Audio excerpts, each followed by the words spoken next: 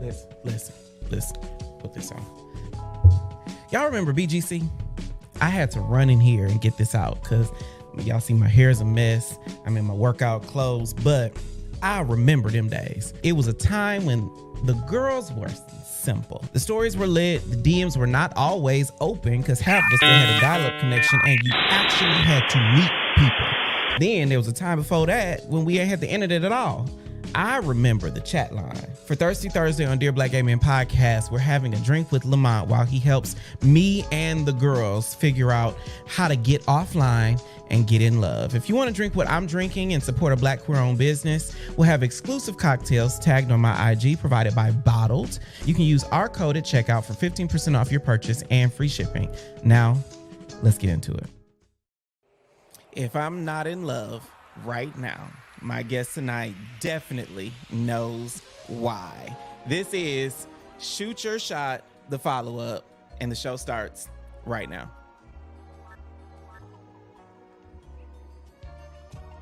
What up, though? I am Jay the Gentleman. That's at JAI the Gentleman on IG and Facebook. And welcome to Thirsty Thursday, right here on Dear Black Gay Men podcast. My guest tonight is the host of Shoot Your Shot Wednesday, where he helps hopeful singles find love. Later in the show, we're catching up with two of his shooters to see what went down in the DMs. Please welcome my guest tonight, Lamont White. Lamont, how you doing? I am doing awesome. How you doing, Jay? I'm single as a dollar bill. That is how I'm doing. We got to work on that, okay? We got to find a man. I mean, I do think I am eligible. Now, before we get into this, I will definitely need a cocktail for this particular kind of conversation. What are you drinking tonight, Lamont? So I am drinking Sprite with a whole bunch of lime juice in it today. Yes. Sprite with lime juice? Do you drink? Do I drink? Does a fish swim in water? Yes. Yes. Why are you having a virgin cocktail tonight? So I did an in-person Shoot Your Shot Wednesday last night, and we were cocktailing there. So today is the recovery day because I'm in my 40s, and it usually takes 2 or 3 days for us to recover. I am proud to say that I'm coming up on my 40s, and that 2 or 3 days recovery is absolutely necessary. So I completely get it. Now, how was Shoot Your Shot Wednesday in person? Because you had an event last night. How was it? Yes, it's a whole vibe. I like going to different cities. Like I'll be in Charlotte next Wednesday doing a same show in person. It's a different vibe because it's like a dating show / comedy show / singles mixer, and you never know what to expect ever. Well, that is a perfect way to get the people talking in the comments. If you have ever been on Shoot Your Shot or wanted to be, I want y'all to let me know in the comments tonight. Maybe we'll be able to get some FaceTime with you with Lamont. Now, I do want to give a special thanks to Bottled for providing craft cocktails for tonight's show. I'm drinking my Bottled cocktail. If you want to pick up your bottled cocktail, visit bottled.co and use our exclusive coupon code at checkout for 15% off and free shipping. Remember, bottled cocktails, shake well, and pour over ice. Are you ready, Lamont? I am ready, sir. All right, let's get into the episode.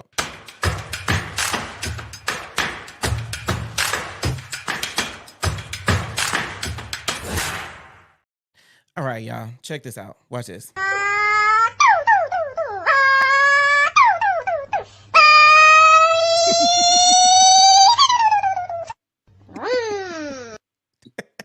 We've all been there, either been in the DMs or had somebody in our inbox. My problem is that I haven't figured out a way to go from cute messages on IG to an actual date. I've asked people out and it goes nowhere. I've been patient and waited for them to ask me out and it goes nowhere. So tonight, Lamont is going to be leveling the playing field and helping hopeful singles like me get offline and get in love. Lamont, why is the dating pool so fucked up? Well, every dating pool in every city has its challenges. And I think people just can't get discouraged with, like they say, the trash or the pew. Right? You see, I'm getting my cocktail together because listen, I got to prepare for you for whatever you're about to say. Well, there are people in different stages in life. And some of them are still figuring out what type of relationship they want to be in. Some of them are still figuring out who they are, like personally, emotionally, financially. So that's Mhm. why I think there are a lot of challenges in the dating pool. So it just comes with the territory. Why do you think so many of us who are in those transitional parts of life stay in the dating pool? It feels to me as if, like, when I, didn't have two pennies to rub together, I wasn't out here on on the line like, let me find my man. Like, why do people in those seasons of life stay in the dating pool? Because I think that's what people mean when they say it's got piss in it. That's the piss. So there's a lot of piss, but I will See? tell you that people get lonely, people want companionship, people long for relationships. So regardless of where they are in their stage in life, they still get into the dating pool because they want to be with somebody. Like even earlier today, I did a matchmaking interview. Some guy wanted to sign up for my matchmaking service, but Hmm. he is legally still married and does not plan to get divorced from his husband. Right? And I'm like, sir, no one is going to take you serious until you actually sign those papers, move out from that Yes. person because, So it's wait a not minute. going to Wait, wait, work. wait, wait, wait, wait, wait, wait, wait. That's like bombshell after bombshell after bombshell. So you're telling me somebody who attempting to sign up for your services, matchmaking Attempted. services, Yes. is legally married to a man Yes. and they live together. Yes. And he wants to find a new man and he wants you to find it for him. Yes. And I said, no, sir, no, ma'am, no, they, because it's just not going to work. Like you have to like really separate. You have to close that book. Like no one's going to take you serious. No. But I think that so many people don't take a lot of things serious. Like you do see how that is discouraging to the rest of us who Mhm, might be eligible. mhm, Like how do you keep the bright-eyed and the dreamy and 100%. my man is out there when that is what so many of us are faced with. You have to go into the dating scene, the dating process with your eyes wide open. You have to Mhm. understand there are people who are not ready to date in the dating pool.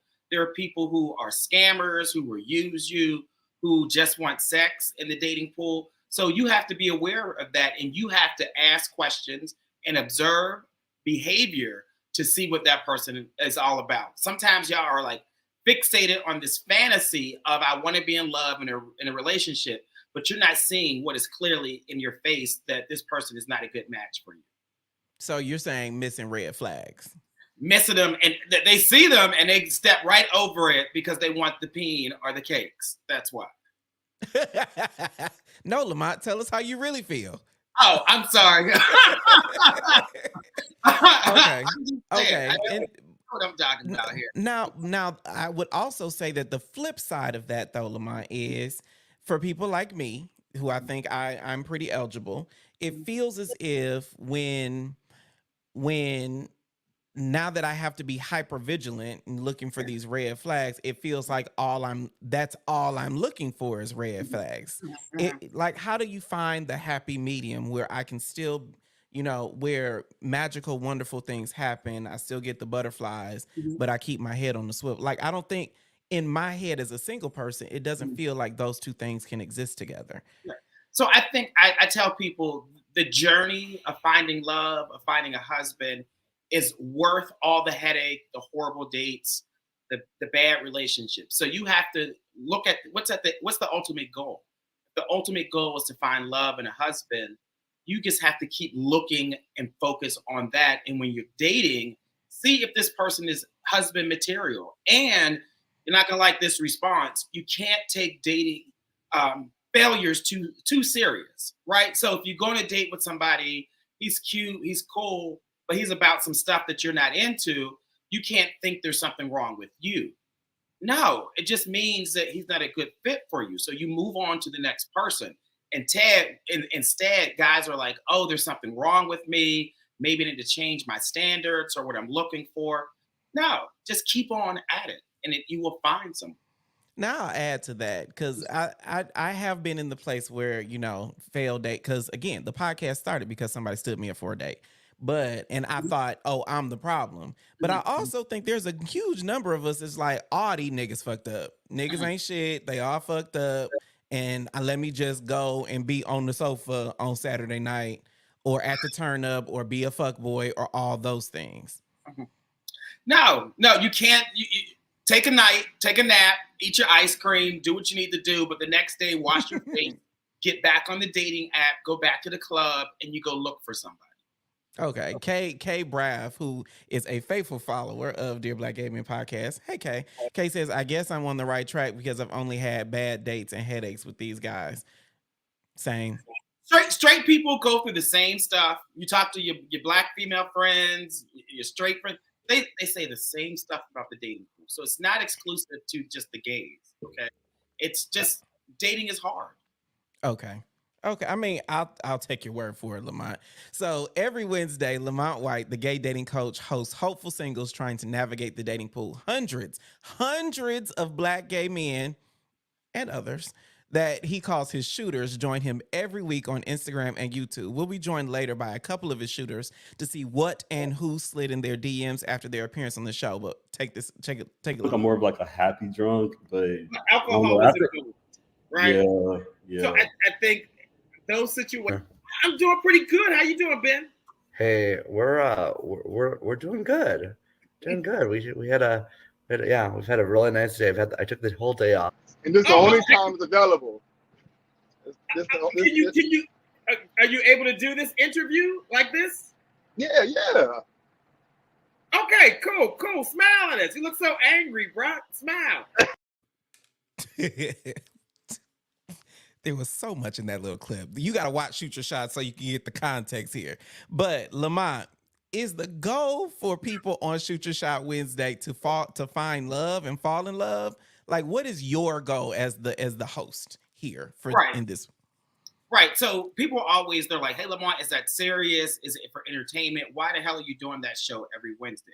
So what I really wanted to do, Jay, to be transparent and honest, I wanted to create a platform where LGBTQ plus people can share who we are, be our most authentic selves, have fun, be a little messy, and just talk about dating and finding love. Because no matter who you are as a gay man, you go to brunch, you go out with your friends, we are always talking about our dating experiences and trying to find love and who we are, coming out stories. So that is the premise for the show. So that if you notice, that's what we talk about on the show every week. Do you have like you clearly you don't gotta tell us who, but do you have like success stories of people who actually found love on Shoot Your Shot Wednesday? Child, if I showed you my DMs, okay, it's a whole nother show. Just the DMs. Like guys will be like, hey Lamont, I flew to DC to go on a date. We're out having drinks, right? And they're sending me pictures. Even some of them went back to a hotel room. We're like, listen, we got wine in the room. So there definitely are success stories. One guy from Pittsburgh, they were a couple. They've been dating for Pittsburgh, about a year. Where you from, ain't it? That's where I'm from. Yeah, that's why I remember it so much, because it was an interracial couple.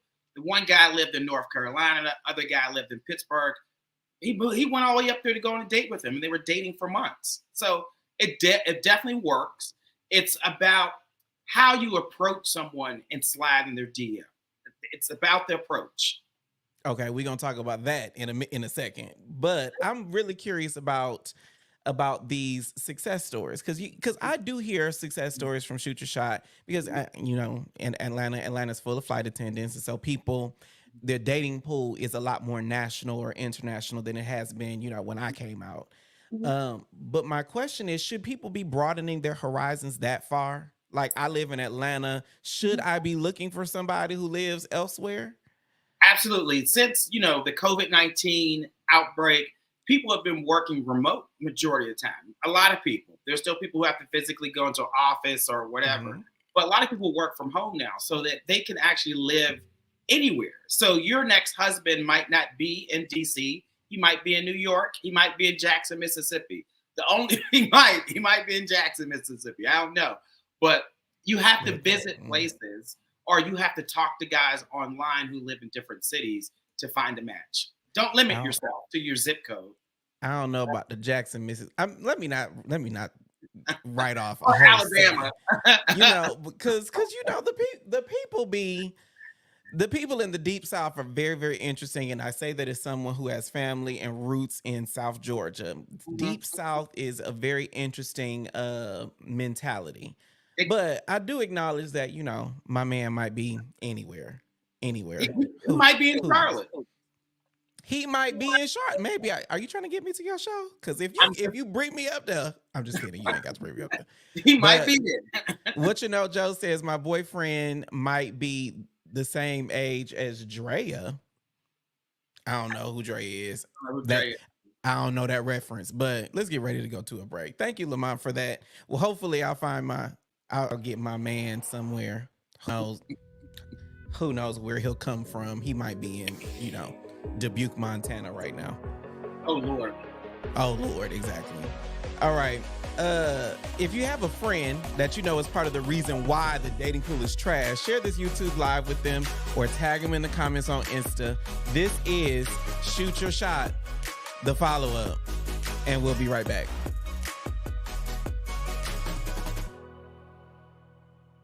I think I lead a pretty normal life. I'm a podcaster and a content creator. I'm pursuing my passions. So many of us, Black gay people, either live with a reality or a fear of HIV. Any movement toward a future where HIV is less of a part of who we are, I don't know that I can think of anything more impactful to our culture. Hit the notification bell because we're going live. Like that's the least of my worries. The size. Oh, I think relationships are becoming more complex. Tuesday and Thursday every week. Welcome to Dear Black Gay Men live at 9 p.m. Eastern.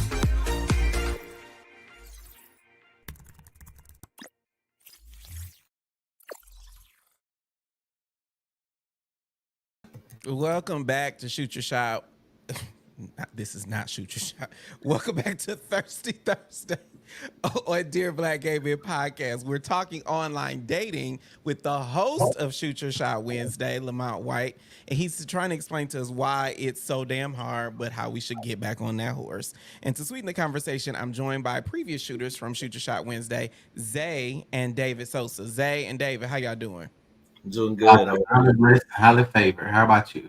I'm unbelievable. Okay, so to catch everybody up, here's a little bit of what Zay had to say when he was on Shoot Your Shot. Take a look. Tell us, what type of guy are you looking for tonight? Well, I want someone who's also optimistic, someone who is spiritual, someone who is open-minded, someone who loves to have fun, someone who can also take care of themselves, someone who understands what it means to worry about self and mind their business. And this is what happened when David was on. Check this out. Where would you take a guy on a date? Intimate live shows like the Blue Note and things of that nature. You could just go see some live music and live artists, and definitely have some good food and drinks and chill. Like that, I like a chill vibe like that. Do you want your babies swallowed up? I mean, that's never a bad thing. I would definitely not say no, and I have a fruit diet, so I ain't mad at it. I'm assuming that was a question from the comments, Lamont, because you don't just randomly be like, you want your baby swallowed up. It was not a question from me. So I don't be seeing the videos when they get ready for them, and all I see in the script is swallowed up, and I'm like, what the fuck are we about to be talking about? But yes, David, Zay, how y'all doing? Good. Pretty good. So both of you were on Shoot Your Shot Wednesday. Are either of you dating anybody now? Well, I actually went on a date the other day, and it was a nice date. So, but as they say, I'm interviewing for forever, so we'll see how that goes. Oh, Did he somebody from the DMs? He actually wasn't. So it's crazy. Like I went on the show on like the 13th, I think. Somewhere in there, like the next day, before anyone could get to me from Shoot Your Shot, I met him on BLK. And so, yes, it was like sometime before Thanksgiving. Not Thanksgiving, Lord, Valentine's Day. Either way, it went pretty well, pretty smooth. However, it was the first date, so we'll see. I mean, when you said before Thanksgiving, I'm like, that's a long time ago. That sounds like a relationship to me. But then you said Valentine's Day. Okay. Yeah, I had to clear that up. So the years moving so fast, Okay. All right. So everybody, we're going to play a game. Each of our shooters had some folks try to hit them up in the DMs. So they gracefully shared the screenshots, and we're going to review them and see if they deserve a response in a game that we're calling Slide In. Hit it.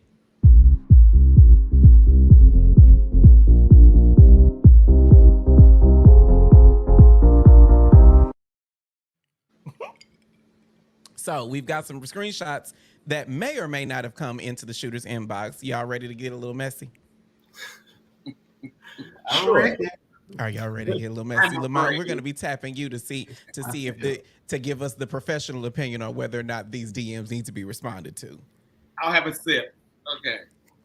Of your Sprite with lime juice. Yes. You might be feeling it a little bit. Okay, everybody in the comments also let us know what you think about the screenshots. Okay, the first one, what's the first screenshot, Aaron? What you do with WYD, not what you doing. WYD, come over. Now I've gotten this one. David, I'm gonna start with you. What would you be your initial reaction when you get the WYD? If I don't know the person, I'm kind of a little bit turned off. Like that's where we're going right away. And depending on the platform too. Like if it was a hookup app, I can understand that. If it's Facebook, IG, even Tinder, whatever the case may be, where the purpose is obviously to meet someone and date, that's gonna turn me off. That's gonna let me know that we're not aligned goal-wise with what I'm looking for. Like you just want to get it in. DJ says ignore. Zay, what about you? You get the somebody hit you with the WYD. What do you think? Same. It's an ignore for me. Like give me a little bit more to work with. So what if you that can't be your first message? What if you horny though? I've passed that point in my life for right now. So I mean, we all ain't able. The flesh is weak. Oh man. So my husband still sends me WYD text messages, okay? And I know what that's about. I'll be like, oh, okay. I'll be home when you get off work, okay? Yeah, I don't mind. If I already know you, that's fine. If that's like the first thing that you lead with, I'm like, why do you want to know? I don't know you. You trying to scare me? I mean, okay, I mean, because I be for the shits, a WID doesn't get an immediate ignore. However, I do think that we add a lot of context to a WID. Like Lamont getting WID from his husband is very different than some random who ain't got no face picture sending me a WID on the damn internet. Block, ignore. Yes. Block. The gay dating coach says block, ignore. Did that one? I don't know whose DM that was, but did he get a response? Ooh. Oh, I can't even see this one. Let me make it big. Hold on. This says WID coming. I'm showing places in Queens right now. They're off to South Brooklyn. I think that's you, David, huh? Oh yeah. Come see me before Brooklyn. I'll feed you some quick hole. What? This actually happened? This is real? Yeah. LOL. No such thing as quick hole with you. Tulik, did you know him already? I did know him already. Has he fed you some quick hole before? Yes. We yeah. We met each other and we decided after 2 times of kind of messing around that we were just gonna be friends. And then I think they at one point decided they wanted that to change and I didn't. It just kind of been like flirt and go type deal. Flirt and go. Isn't that the pitch? That WID makes sense. Okay, that adds up. Like I said, if we know each other, right? When you give it some context, it be making sense. Absolutely. Okay. All right, let's go to the next one. What's the next screenshot? Good evening.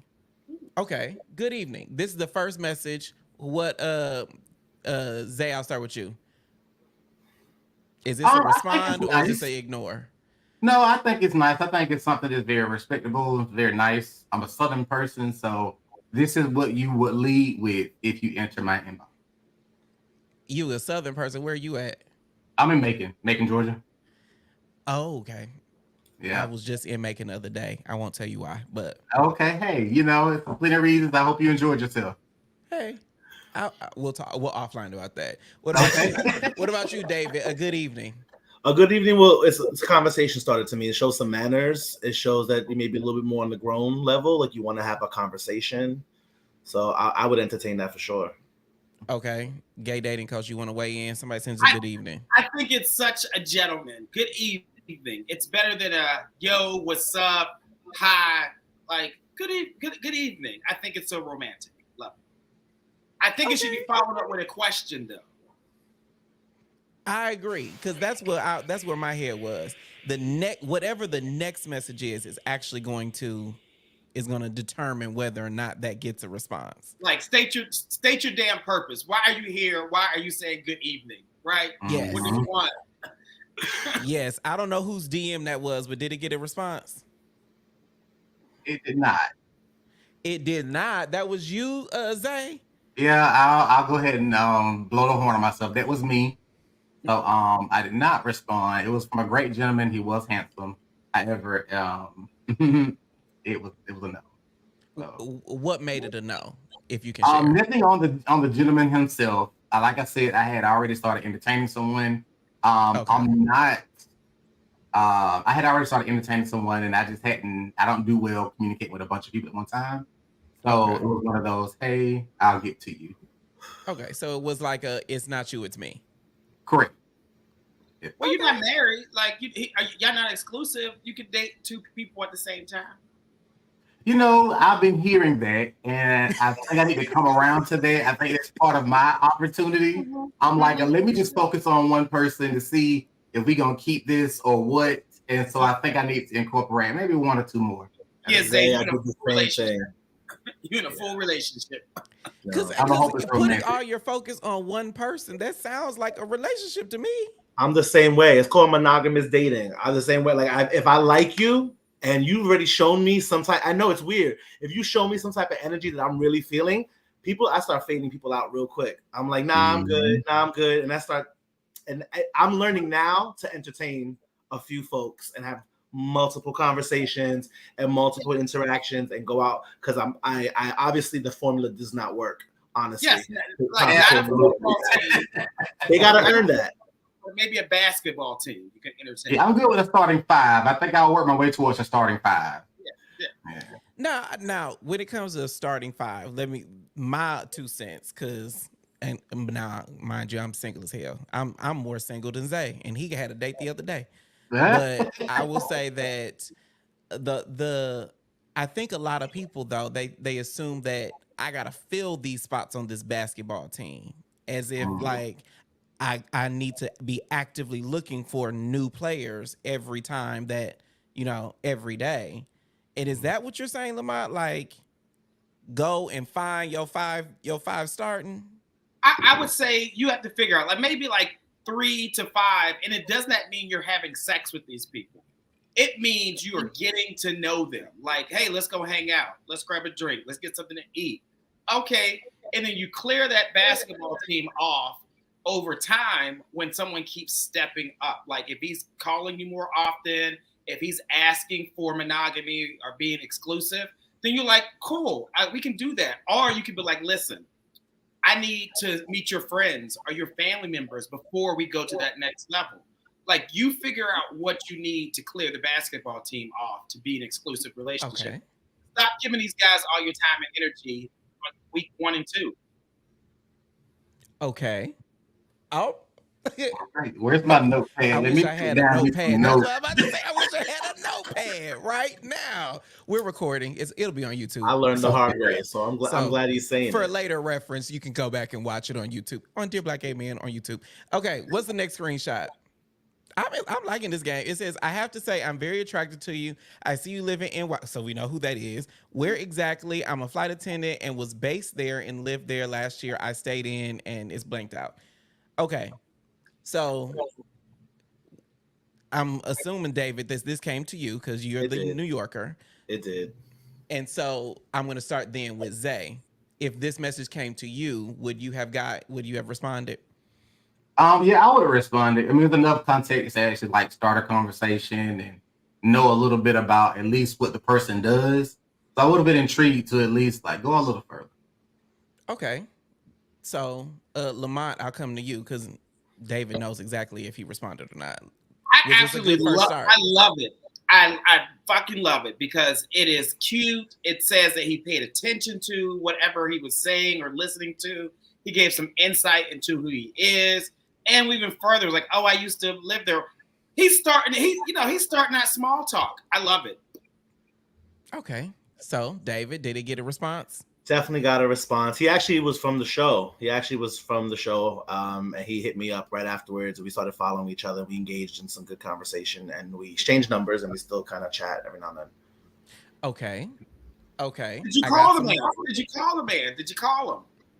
We haven't had a conversation yet because schedule-wise has been crazy, but we've been texting, here and there, and like call the man, right? Like help me understand that one, David. Like, because niggas would say this all the time that our schedules don't line up and blah blah blah.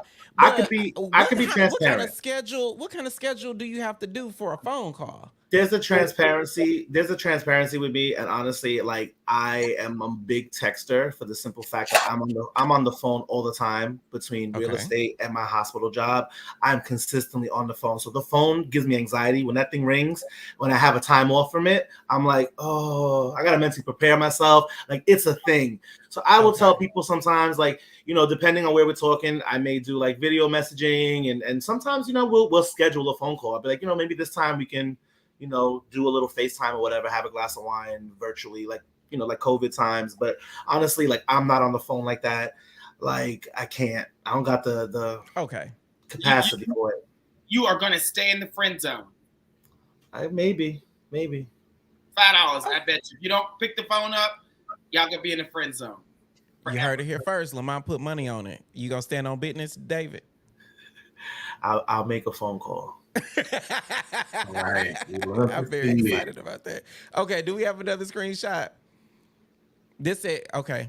Come over before you go into work, please. I'll be here, legs spread open for you. Yeah.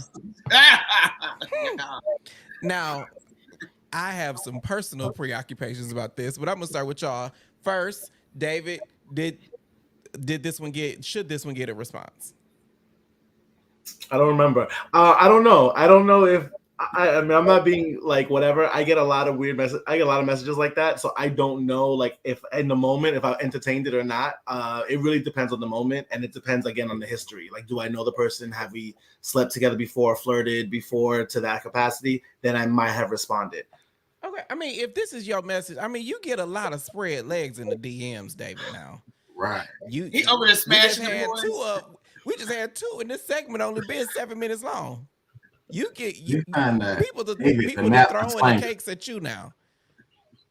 A part of me is trying to figure out what I got to do to get some cakes thrown at me. Listen, but that's a totally different show. I'm a nice guy. I can't say. Okay, so for you, Zay. Now we're assuming a whole lot, but if you got a message of this magnitude or this degree, would it get a response or no? I'm okay. I'm good. If that's the first thing you're throwing out at me, it seems like that's the first thing you're throwing out at everybody. So, is it that you do not respond at all, or you say no, I'm good? It depends on how I feel that day. Sometimes I say, most of the time, I'll respond and say, "Hey, I appreciate the offer. I'm not interested." But sometimes I will just move on and not reply. Okay, now I'm gonna be probing a little bit. I hope I don't get offensive. But are you saying you move on because the message is not appealing, or you move on just because you're not on a sexual vibe at all? It could be. Most of the time, it's both. I'm moving into this space where I'm really into like the person. Like I'm not really interested in having sex if I'm not into you as a person. So the first thing you offer me is sex, I'm okay. Because I mean, at this point, you damn near can DoorDash sex at this point. So I would like for you to start out. DoorDashers be giving up the Bujana now. I'm That's what I sure, be and I'm seeing on the okay. Twitter. Because if all I gotta do is order a 10-piece from wings that you coming with the Boochie Cat, I don't want that. Everybody's had it. Boochie Cat. That's the damn T-shirt. The Boochie Cat. Excuse me. I'm all right. I got a little ahead of myself. My bad. Come on, D-Dash. That's hilarious. You can D-Dash the Boochie Cat. I'm here for Hey, that. hey. Okay. So Lamont, give us the professional take. So you get this message in your DMs, but what if it is now this is not in the message, but what if it is from someone that you're like at least on face value attracted to? Do you pivot in the conversation, or do you just assume it, take it at face value and then respond to it, or not? So I'm not a prude at all. I tell people, my husband and I, we hooked up on the first night. Like he was actually a booty call. He wasn't somebody who I was like, oh, let's go out to dinner. No, we smashed the first night. So if it really, you look at you with a tight face, you're like, what? It really depends on your relationship with sex. If you can have casual sex, go over and those legs are open, go smash. But then afterwards, are y'all gonna go sit down and talk? Like, how do you make it like into a real relationship? Do you get more intimate, having conversations? Or is it just going to be a booty call forever? Okay. I mean, now I'm the ethical slut. Like I've say that very openly. I'm an ethical slut. So clearly, legs open that would have got a response from me. Now, depending on the day or the time, what the response would be is different. But 10 o'clock, 11 o'clock, 12 o'clock, the witching hour. Yes, I'll pull up. I mean, especially if you're proximal. Now, the one thing I will say is frustrating, especially because there's like this national dating pool. Like if you live in Los Angeles and you sending my ass a message in Decatur, Georgia, be like, what you doing? Nigga, I'm 3 hours ahead of you. Get out of here. Not a quick pull up, babe. Move on. This ain't a quick nothing. I don't give a damn what airline you work for. This ain't a quick nothing. Like, why would you ever be like, what you doing?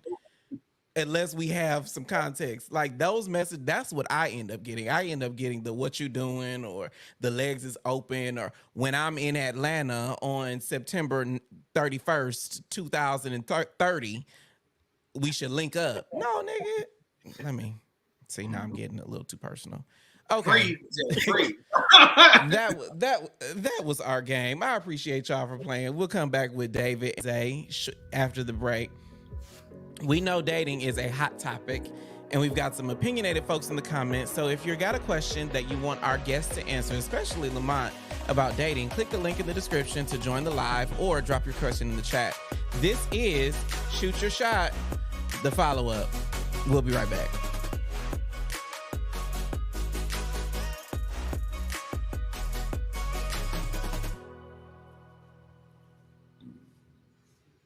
We'll be right back.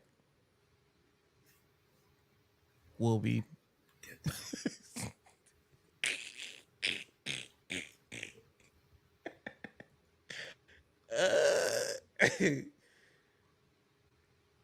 Do we have a commercial?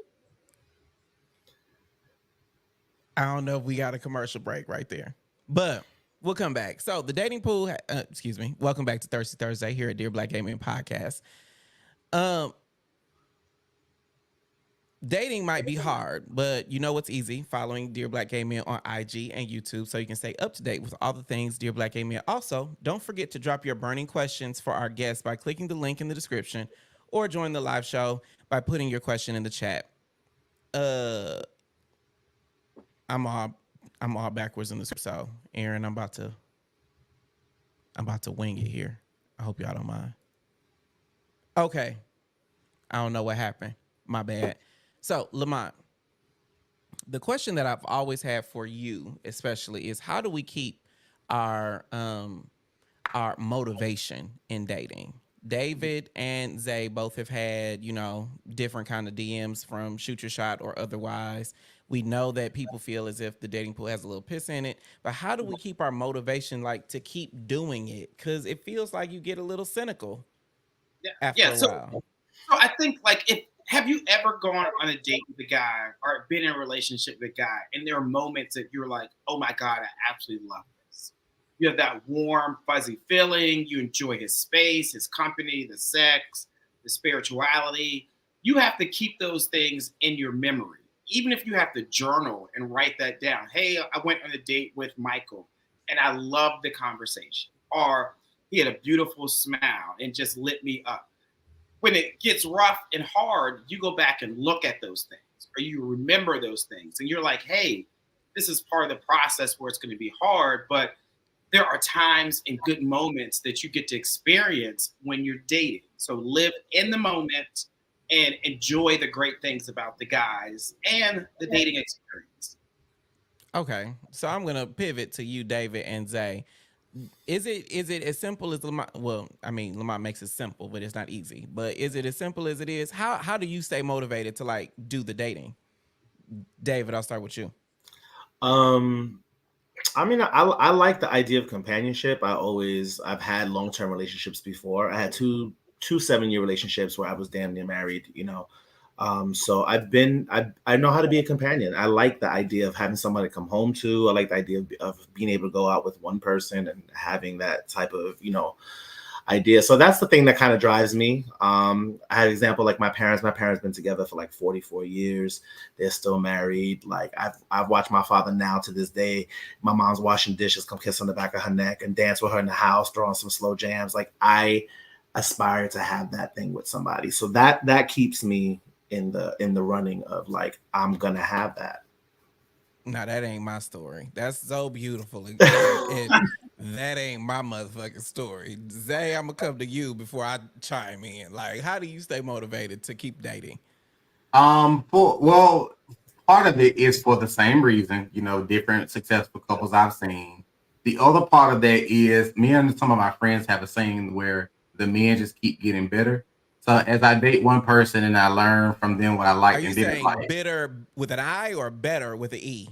better as in better with an E, yeah. Okay. It improves. But as I learn from the one person I'm dating or however that works, then I apply what went well to the next, and then I apply what to look out for the next. Therefore, I'm in control of how much better the dating gets. I say that.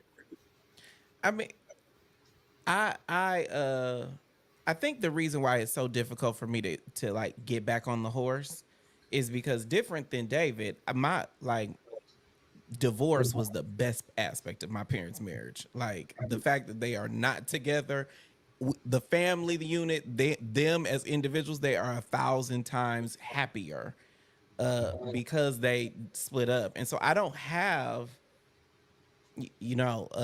parents that kissed each other and were warm and fuzzy. So like the idea, like I'll admit for myself that the second that it gets hard, I'm like, I'm good.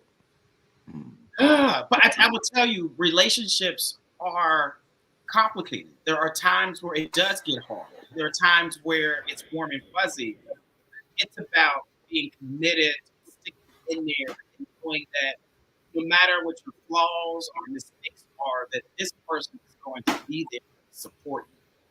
And that is the beautiful thing about marriage and love and what most people aspire to and they want. But you have to have the uncomfortable conversations and go through that process. And see, for me, Lamont, I think that I appreciate the uncomfortable conversations. I appreciate them because that's how you get better. That's how you get closer. But I think what the cynical part of me is saying that I can commit fully to a difficult conversation, to a tough road to hoe, because I know it's not always going to be tough if we picked each other right. Right. But what I don't understand is these non-committal men that are in the dating pool. And that makes me feel non-committal because I'm like, well, now we got to figure this shit out. But because the conversation got a little tense, then all of a sudden they're out, and now I'm out, and then my feelings are hurt because I'm committed to something, but you threw me away. It feels as if a lot of these dating situations that men are in now are so one-sided. How do we overcome that, Lamont? Therapy is a beautiful thing. I will say, I think that, if you go to the gym, you should also see a therapist, because we have to have difficult conversation. There are times where your partner is going to piss you off. And if you run at just a simple argument or even a big warranted argument, you're going to miss out on an amazing guy. So I say when it gets tough, that is the time to lean in. I'll share a personal story. Like when when Art and I were dating, his sister died, right? And that is the time that I stood up in the relationship to support him, support the family. A lot of guys will be like, oh, I can't do that. Like, I can't, your sister died. We got to take care of these kids now. Some people are like, I'm not taking care of those kids. Those are your kids. But you have to step up in a relationship to have someone that's worth it, because there are times where I've needed him to step up when I couldn't do things. So you got to support each other through the bad and through the good times. Okay. And so, David, I have a question for you specifically, because you mentioned that you've been in 2 long-term relationships, 7 years plus. And so what is keeping you single now? You got the muscle, obviously. You understand what it takes to make a relationship work. Why are you single now? It's a great question. I think a large part of I've been single for the last 5 years.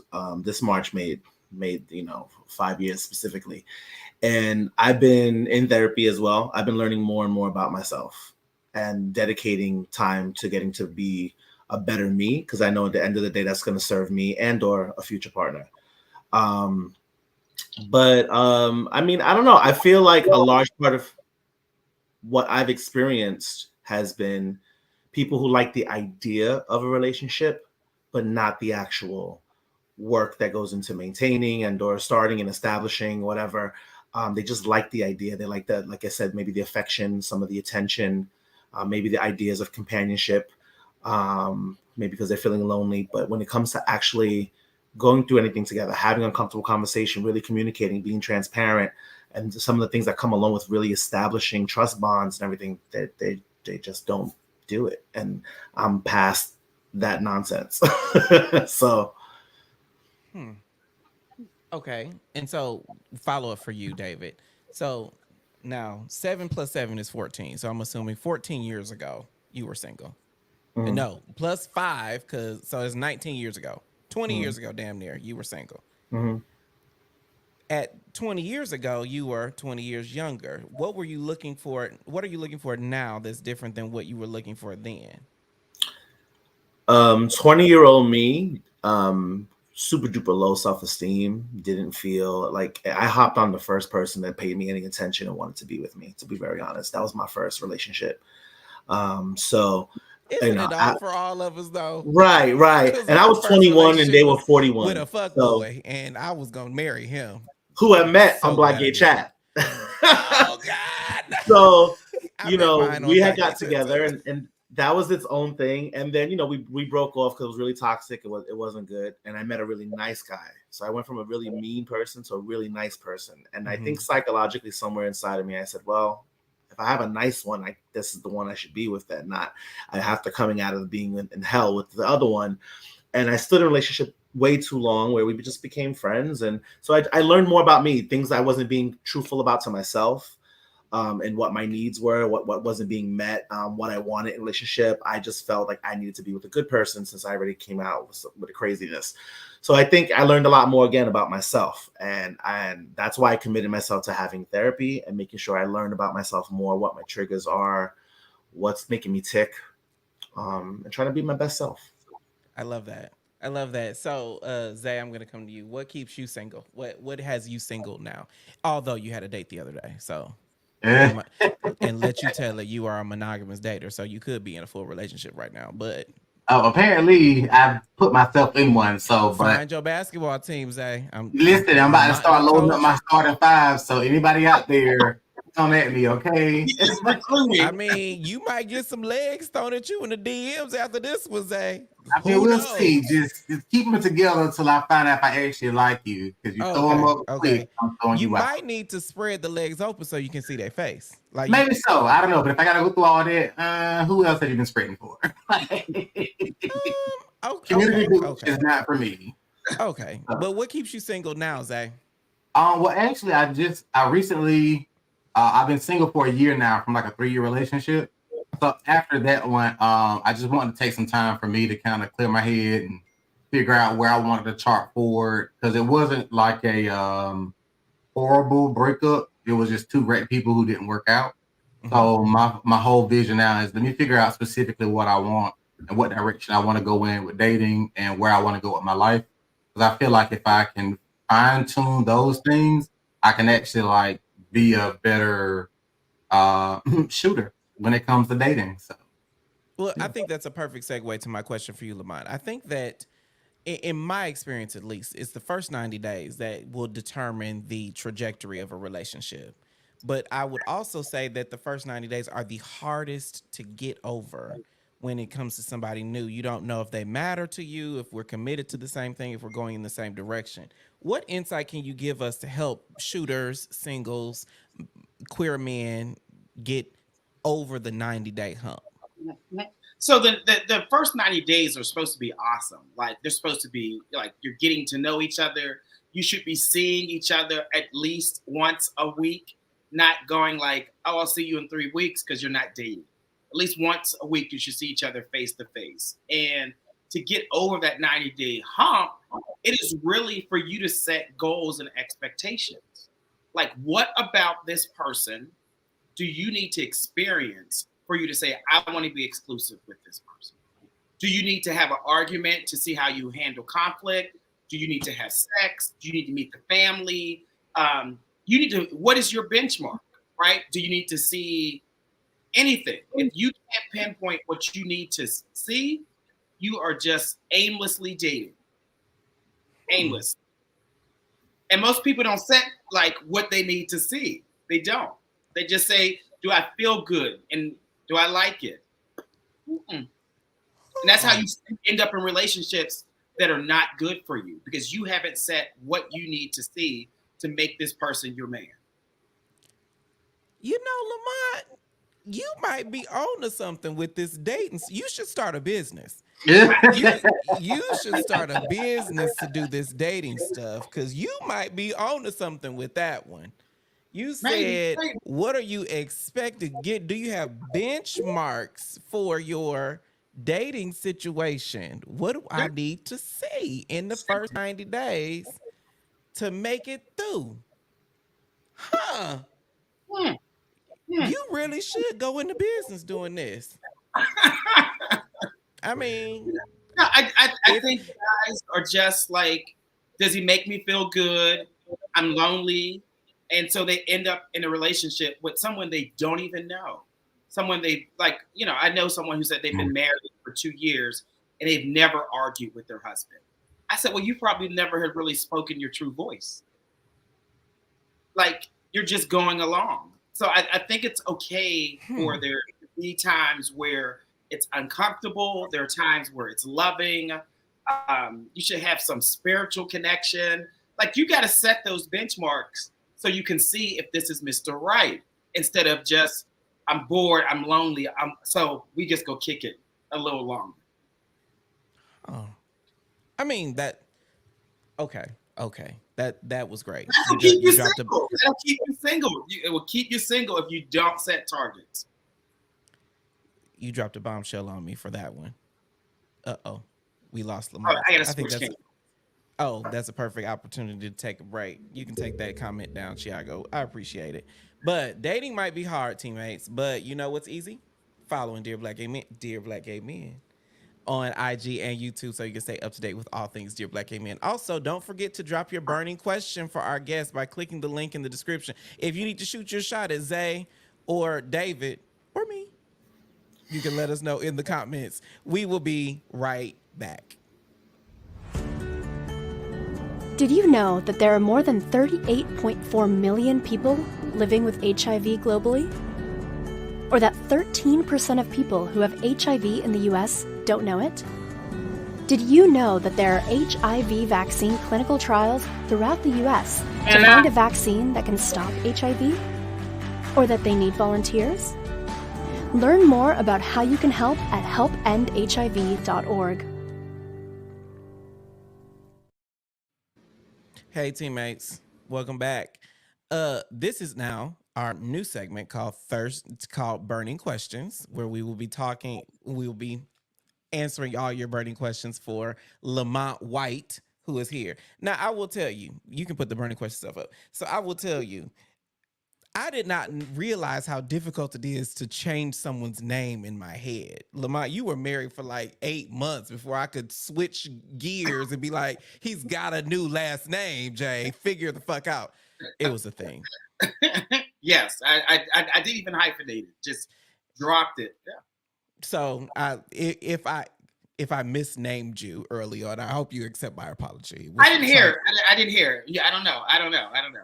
Because you've got one of those names that I want to say the first and last name every time. Like in my head, you were always Lamont White. Mm-hmm. Yeah. And before you were Lamont in your maiden name. So, but Lamont White is here. So this is our new segment called Burning Questions. This is our time to hear from you, our viewers. Our Thiago, our social media guy who is in the background, he picked the best question from the chat, and now myself and Lamont will answer it. Hit it, Thiago. What's the question? Uh-oh. Here we go. It's a doozy. I can feel it already. Lamont, question.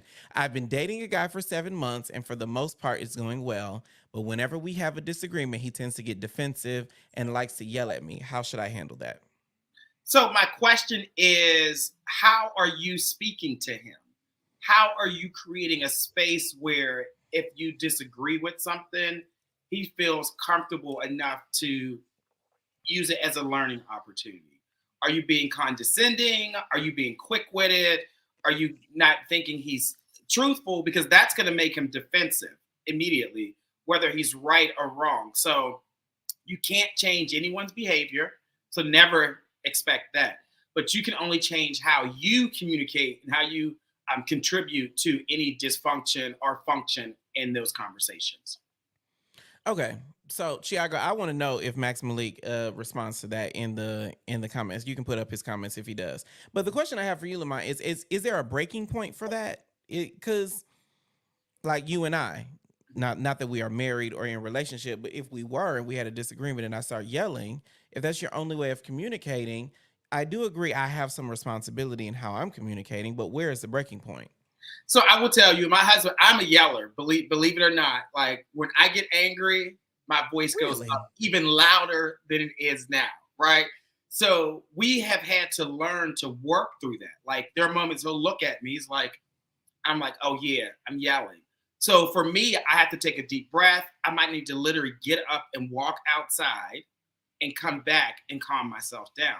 But the only way that we are able to get over is that we sat down and had communication and say, hey, I'm invested in this relationship, but some of the shit that you're doing is not okay. So for him, he had to check me and be like, listen, you can't just be yelling at me. So, right.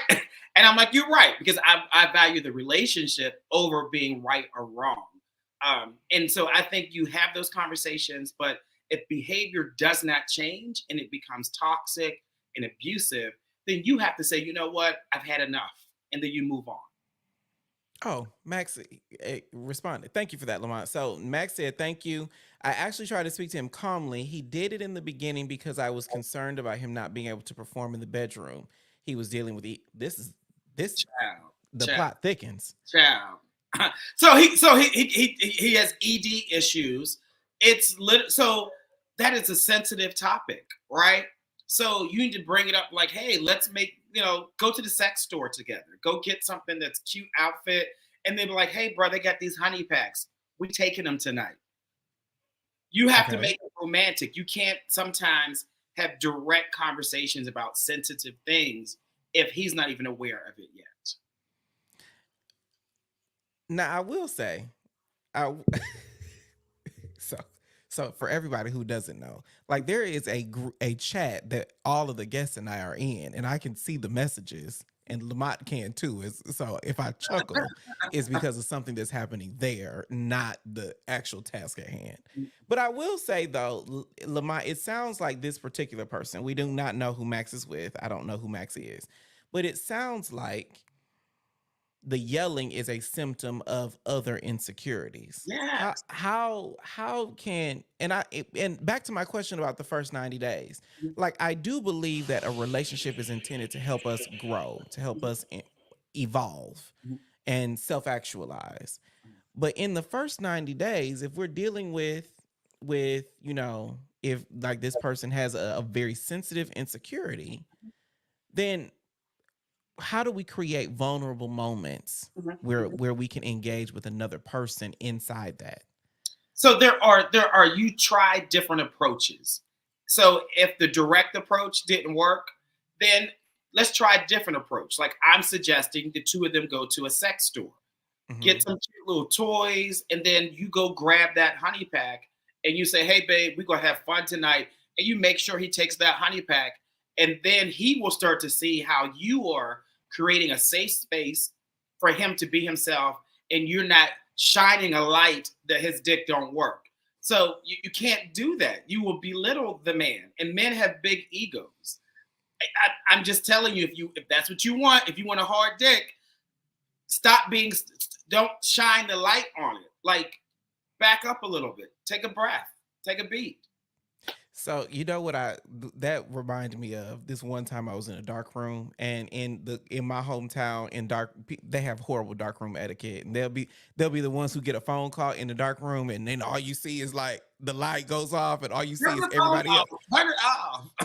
Cut it off. The way to get the dick, the way to get you what you want in this situation is not by shining a light on it.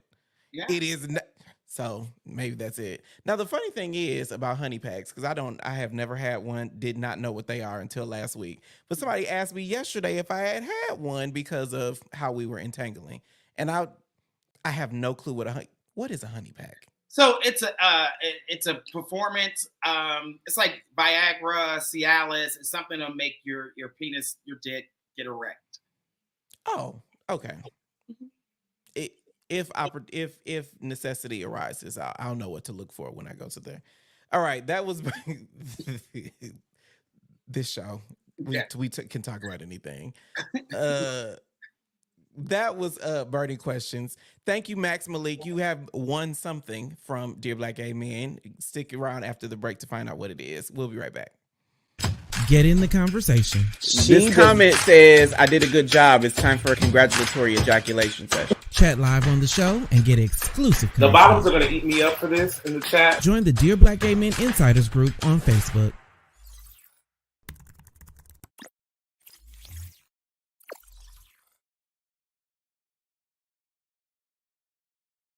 I would like to thank my guests, Lamont White, the gay dating coach, David Sosa, and Zay. And Malik, if you're still here, you just want something, stick around. You can connect with any of my guests on IG. Links to their socials are in the description. Max Malik, I got it right here. Hold on.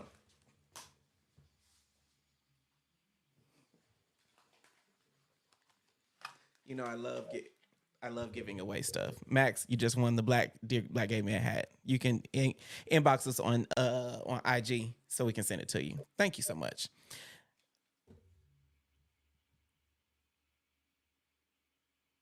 Making sure I don't miss nothing, because I be missing all kind of cues. All right. The hard part about dating is that it takes so much of us, but we have no clue if it will pay off in the end. I have been there. I have experienced that.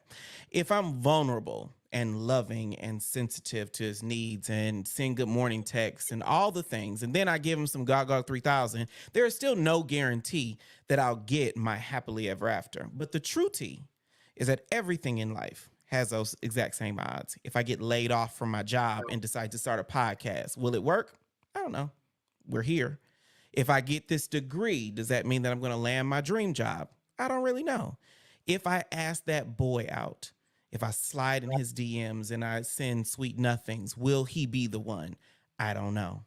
Just because something doesn't guarantee results doesn't mean it won't, that we stop trying. And just because it fails once, as Lamar has said, doesn't mean that it will fail every time. So, dear Black gay men, we fall down, but we can.